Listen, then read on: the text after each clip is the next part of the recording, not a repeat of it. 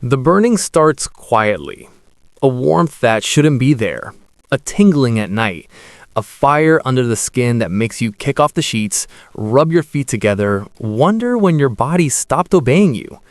Most people are told it's a nerve problem, a loose wire, bad luck, age catching up, something broken beyond repair.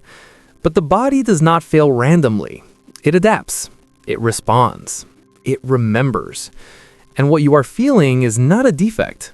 It is a signal, a warning flare launched from deep inside your biology, telling a much larger story about how you are living, how you are aging, and how much control you still have. Aging has been sold to us as entropy, as inevitable decline, as a slow leak of vitality that no amount of discipline can seal. But biology tells a different story. Aging is not just time passing. Aging is information loss. It is the gradual corruption of cellular instructions, the weakening of the systems that repair, recycle, and defend. And the first places this breakdown becomes visible are the most metabolically sensitive tissues in the body, the ends of your nerves, the smallest blood vessels, the tissues farthest from the heart, farthest from easy rescue. Your feet are not failing you, they are reporting back. Inside every cell, there is a constant negotiation between damage and repair. Mitochondria generate energy, but they also generate reactive oxygen species. DNA is copied, but copying introduces errors. Proteins fold, but misfolding is inevitable. Youth is not the absence of damage. Youth is the dominance of repair. And as we age, or more precisely, as our lifestyle suppresses repair, the balance shifts. Less NAD+, less sirtuin activity, less autophagy, less blood flow where it matters most. The fire in your feet is not the nerve screaming in isolation. It is a system under metabolic stress. Glucose spikes damage nerves not because sugar is evil, but because excess energy overwhelms cellular machinery.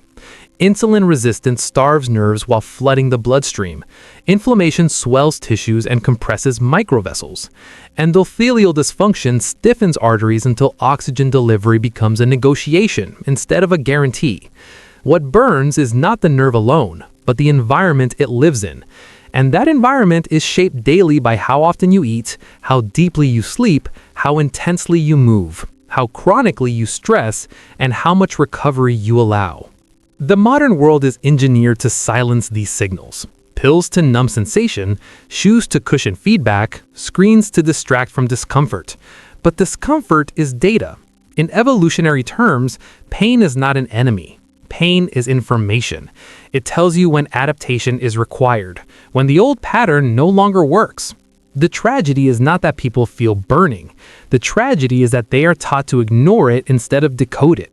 Your nervous system is an energy-demanding organ. It requires constant fuel, stable blood flow, and clean biochemical conditions. When mitochondria falter, nerves suffer. When sleep fragments, nerves fail to repair. When insulin remains elevated, nerves drown in metabolic noise.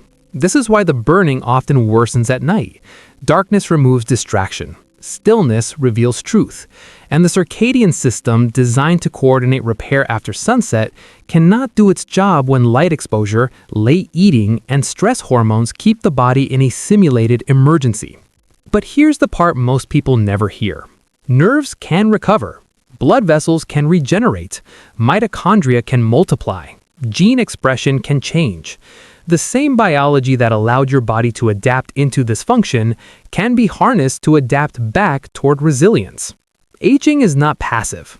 It is programmable. The body responds not to comfort, but to challenge followed by recovery. This is hormesis, the principle that small, controlled stress makes systems stronger. Exercise is not movement. It is a genetic signal. Fasting is not deprivation. It is a metabolic reset. Cold is not discomfort. It is mitochondrial training. Heat is not torture. It is protein repair. Sleep is not rest. It is reconstruction. Each of these interventions speaks directly to the mechanisms that determine whether nerves inflame or heal. When you walk briskly, contracting muscles demand glucose uptake without insulin. Blood vessels dilate. Nitric oxide flows. Nerves are bathed in oxygen and nutrients again. When you compress eating into a shorter window, insulin drops. Autophagy rises. Damaged cellular components are recycled instead of accumulating. When you sleep deeply, growth hormone pulses. Glial cells clear waste from neural tissue, and myelin repair accelerates. This is not motivational language. This is molecular biology. The fire in your feet is not the end of the story. It is the opening line. Biology does not care about your intentions. It responds to your inputs. Every day, you are voting for the state of your nervous system with your behavior. Not once, not dramatically, but cumulatively. The reason symptoms feel sudden is because compensation is silent until it is exhausted. The body absorbs abuse quietly, adapts patiently, and then one day removes the mask. That moment is not failure, it is honesty. At the center of this process is metabolic flexibility. The ability of your cells to switch between fuel sources, to tolerate scarcity, to respond efficiently to demand. Modern life erodes this ability. Constant eating keeps insulin elevated. Constant comfort keeps stress response pathways dormant. Constant stimulation fragments sleep. The result is a body that is overfed, under-challenged, and under-repaired. Nerves, exquisitely sensitive to energy imbalance, begin to misfire. Sensation distorts. Heat appears where there is no flame. But adaptation runs both ways. The same genes that accelerate decline can be redirected toward maintenance and survival. Sirtuins, ancient proteins conserved across species, activate under conditions of low energy and mild stress. They stabilize DNA, improve mitochondrial function, and enhance cellular defenses. NAD+, the molecule they depend on, declines with age and lifestyle excess, but it rises with fasting, exercise, and circadian alignment. This is why simple interventions can produce changes that feel disproportionate. You're not fixing a symptom, you are restoring a signaling environment. Consider walking after meals. Not intense exercise, just movement. Muscle contractions pull glucose out of the bloodstream, reducing glycation damage to nerves. Blood flow increases to the extremities. The burning quiets not because you distracted it, but because you addressed its cause. Consider strength training. Muscle is not cosmetic tissue, it is a metabolic organ. It stores glucose, secretes myokines that reduce inflammation, and improves insulin sensitivity systemically. More muscle means less metabolic noise reaching your nerves. Then there is fasting. Not starvation, not punishment. Strategic absence of food that allows insulin to fall low enough for repair pathways to activate. Autophagy clears damaged mitochondria that leak inflammatory signals. New mitochondria are built. Energy efficiency improves. Nerves, no longer bathed in metabolic chaos, begin to stabilize. This is why symptoms often improve before lab values change. Cellular signaling shifts first. Structure follows. Temperature is another language your biology understands fluently.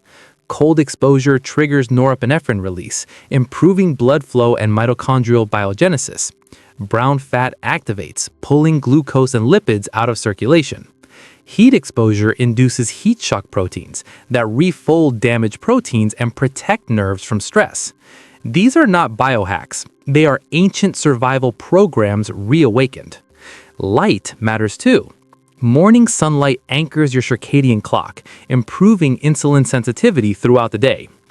Darkness at night allows melatonin to rise, which is not just a sleep hormone, but a powerful antioxidant that protects neural tissue. Late night screens and late meals delay this repair window. Burning worsens not because night is dangerous, but because repair has been postponed.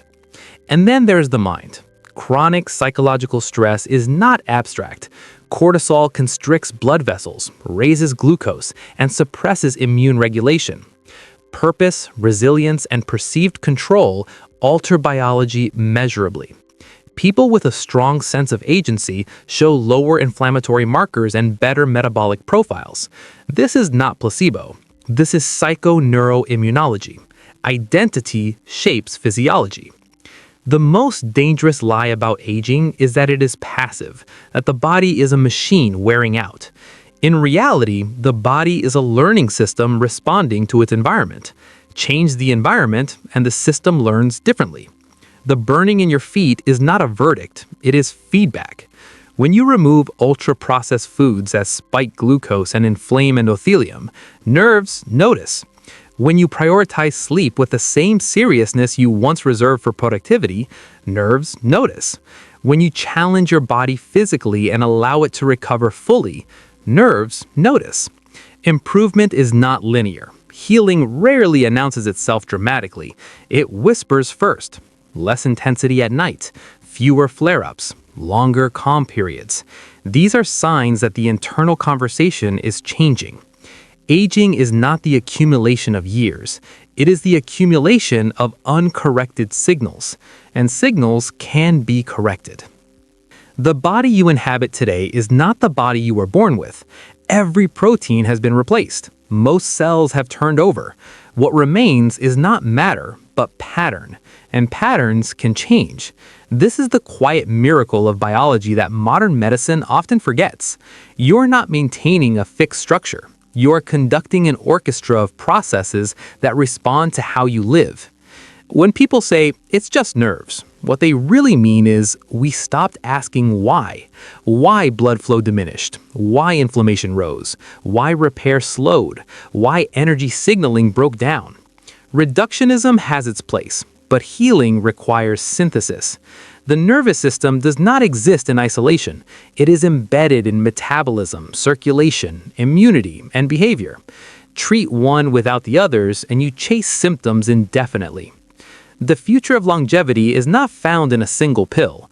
It is found in restoring the conditions under which the body knows how to heal itself. This is not romantic. It is practical. Eat in a way that respects insulin. Move in a way that challenges muscle and heart.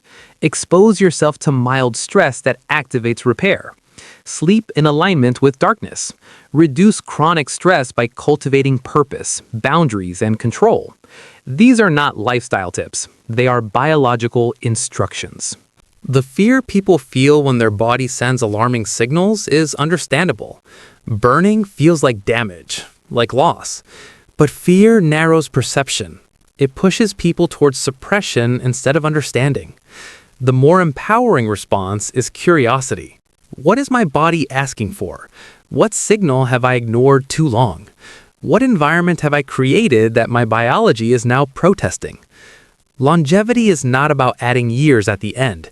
It is about expanding function in the present, about keeping systems flexible, responsive, resilient. When nerves calm, it is not just sensation that improves. Balance improves. Sleep improves. Confidence returns.